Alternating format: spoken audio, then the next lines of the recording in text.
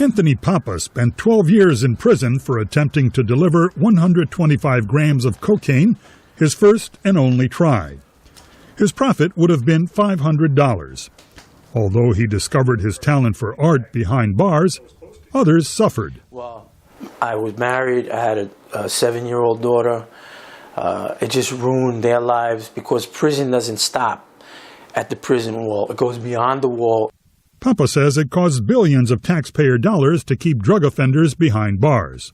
That money could be better spent for keeping schools open, feeding needy children, helping needy communities. Drugs can be deadly both to those who use them and those fighting the trade.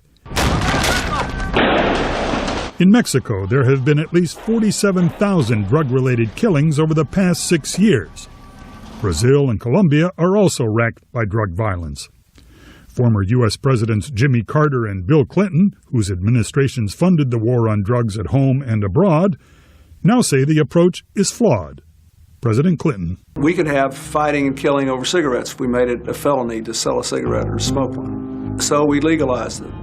If all you do is try to find a police or military solution to the problem, a lot of people die and it doesn't solve the problem.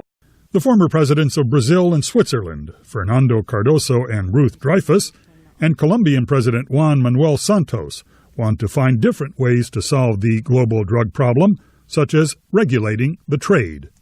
I think a new approach, or at least to try to open up, to break the taboo, is what the world should do. There are many alternatives, including the possibility of legalizing drugs. A documentary titled Breaking the Taboo, which focuses on failures in the war on drugs, recently premiered in New York City. Executive producer Sam Branson condemns drugs, but not drug users. Instead of throwing them in jail, maybe make them see a doctor. Maybe they need some help. A lot of people who take drugs aren't committing crimes specifically, they're just lost in life. But many disagree with decriminalization for both medical and law enforcement reasons. Former Republican Congressman Jim Colby says most U.S. lawmakers oppose legalization.